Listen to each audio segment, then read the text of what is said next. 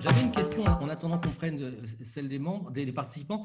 Est-ce que chacun d'entre vous, et du coup, est-ce que l'Alliance en tant que telle serait favorable à ce que, pour compléter la question de Maître Savouré, serait favorable à un transfert accru des compétences d'urbanisme vers l'intercommunalité? On a beaucoup parlé de PLU, donc de PLUI aujourd'hui, mais on a vu avec la métropole que dès lors qu'un projet de SCOT voulait imposer 30% de pleine terre, il s'est heurté au refus de certains maires, et avec un processus qu'on reprochait à l'Europe, qu'on reproche un peu moins aujourd'hui, de veto de l'unanimité, rien ne se fait. Est-ce que chacun d'entre vous est favorable à ce que, et ça complète la question de Maître Savouré, le transfert soit plus effectif, notamment en matière d'urbanisme, des communes vers les intercommunalités?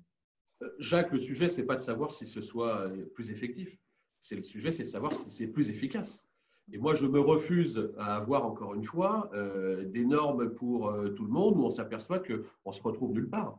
Voici, je le disais tout à l'heure, c'est la Villa Savoie. C'est cette ville qui a été inscrite au patrimoine de l'UNESCO. On va voir un musée Le Corbusier. Ben, quand vous venez à Poissy, vous allez vous apercevoir, Castro en a été un exemple, Roland Castro, on a des bâtiments qui ont des hauteurs de plafond qui sont très importantes, parce que je l'ai souhaité et parce que je l'exige. Mais peut-être que mon ami Duplessis-Robinson va me dire « Non, moi, je ne peux pas faire ça. » C'est pas… Donc, il faut qu'on fasse de la dentelle. Et c'est là où, pour moi, il faut absolument… On parle de dématérialisation, on parle de tout ce qui concerne l'informatique, du télétravail. OK, n'oublions pas l'humain au cœur de nos organisations.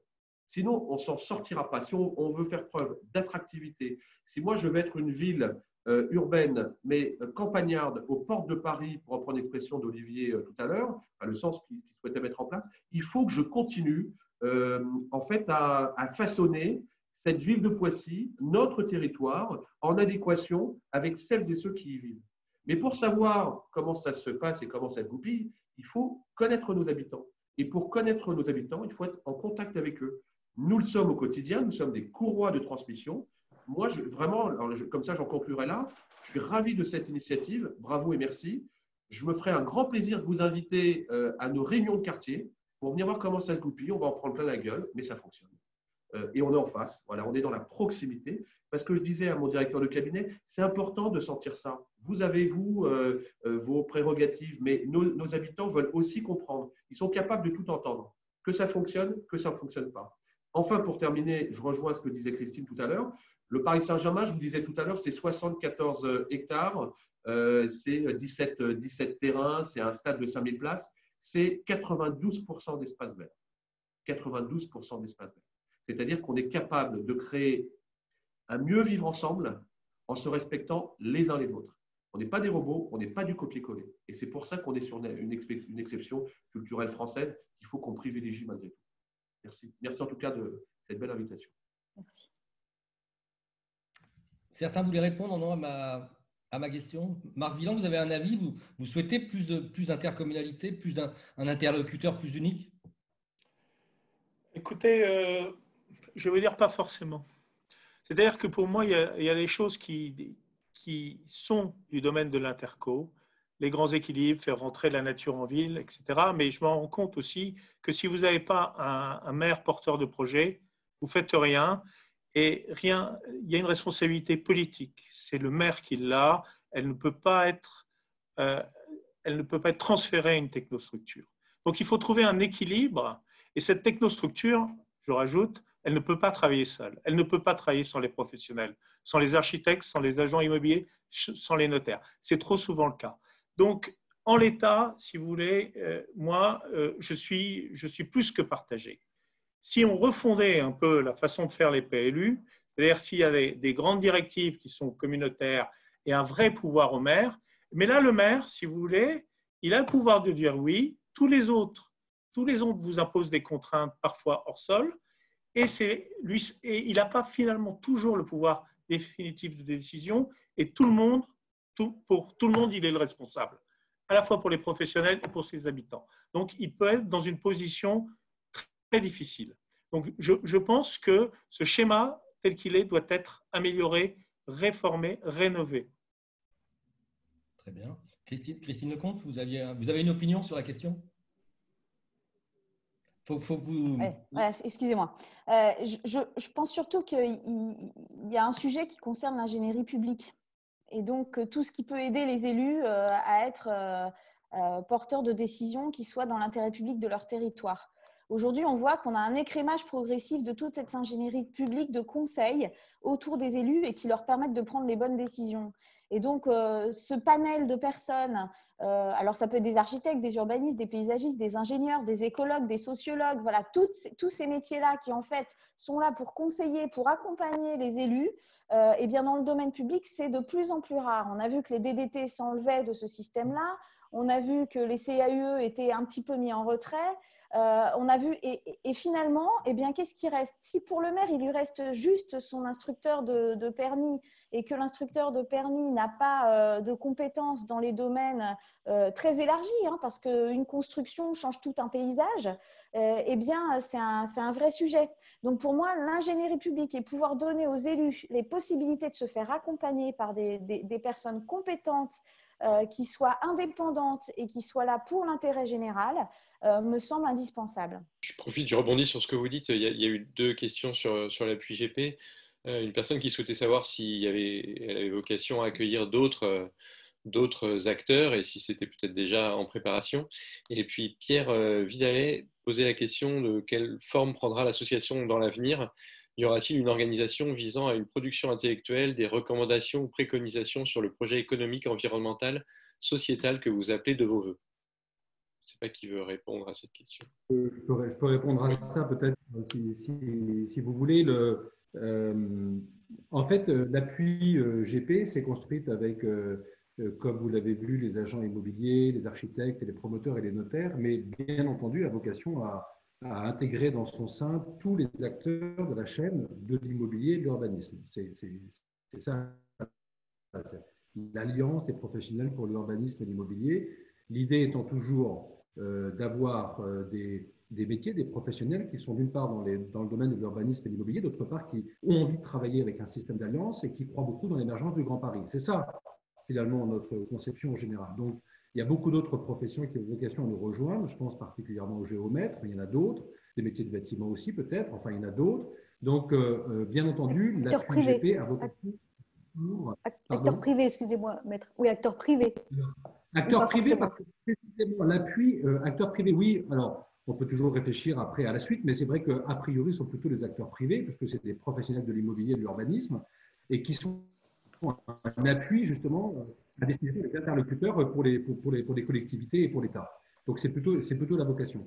Après, sur la question de la production intellectuelle, comme vous avez vu dans l'annonce qui a été faite de l'appui GP, et puis ça a été un peu redit ici, on avait une première action immédiate qui était la question des matérialisation, parce que nous, ce que nous pensons, c'est que dans le partage d'expérience, que vraiment on va produire quelque chose d'efficace pour la dématérialisation, parce qu'on vit tous au quotidien dans nos métiers ce qu'est la réalité de la dématérialisation, et au-delà d'une grande idée généreuse et sympathique, c'est juste compliqué à mettre en œuvre, mais on a des solutions, puisqu'on le pratique dans le quotidien de nos entreprises. Donc, on voulait faire profiter de notre expérience de terrain ceux qui sont en train de se mettre à la dématérialisation. S'agissant de la production intellectuelle, oui, notre vocation, c'est exactement de maintenant de nous réunir, de travailler pour faire des propositions concrètes. Encore une fois, l'idée générale, et tout notre débat d'aujourd'hui le prouve, on partage tous une idée globale qui est la même, qui est l'émergence de ce Grand Paris solidaire, environnemental, économique, attractif, etc.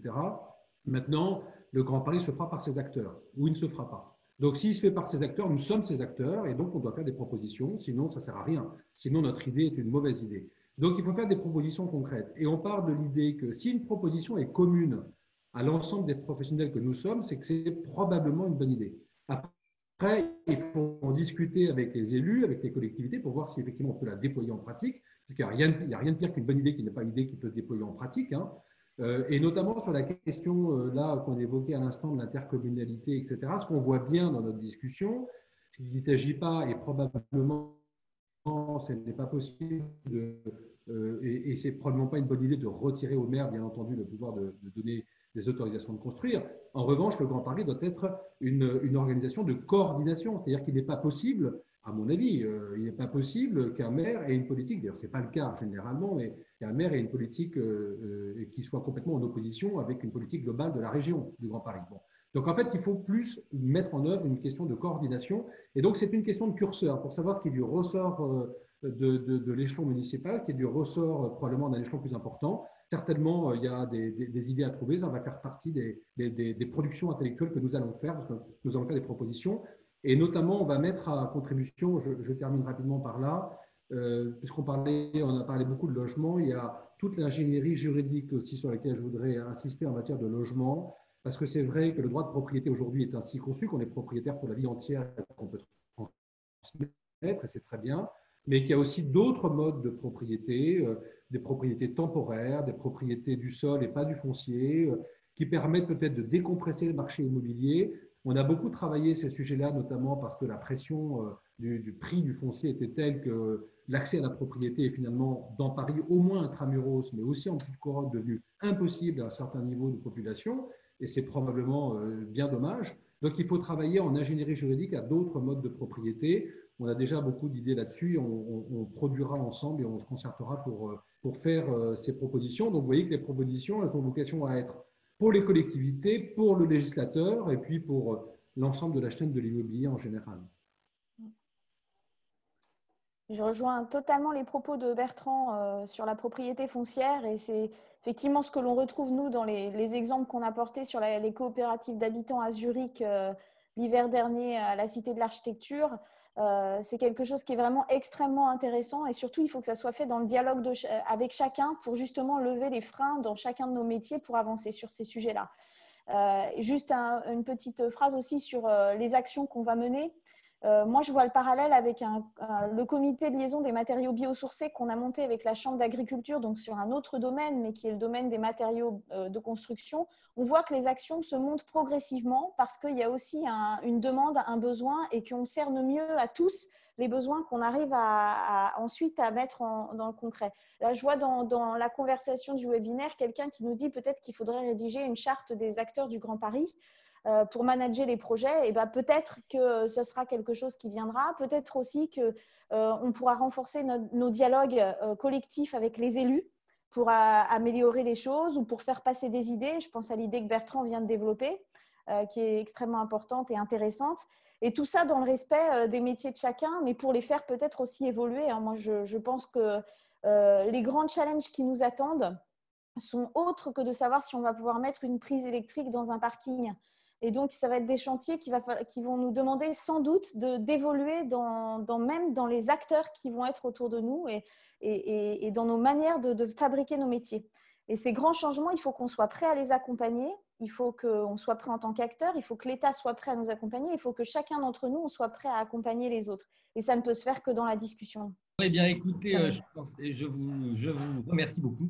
Les uns les autres. Le webinaire sera diffusé en vidéo sur notre site demain et puis on en fera une synthèse. Bravo pour votre initiative, à chacun et à tous. Merci beaucoup de nous avoir fait l'honneur de participer et à bientôt. Merci pour votre invitation. Merci à bientôt. beaucoup. Merci.